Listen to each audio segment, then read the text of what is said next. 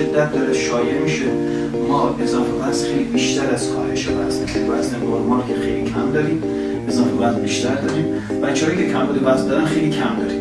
بعد حالا این اضافه وزن اگر همراه با عضله باشه خیلی خوبه، ولی این بچه که همراه با چربی اضافه هستش چرا نمیشه سمت کلیک؟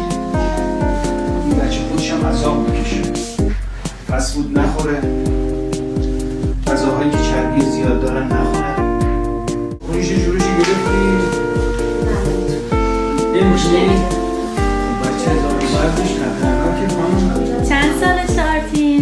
9 سالش. آرتین پسر کوچولوی ما از نوزادی تحت نظر ما بوده، الحمدلله تا الان مشکلی نداشته، همه چیزش عالیه. فقط یه کمی اضافه وزن داره که این اضافه وزن رو باید ما کنترل بکنیم.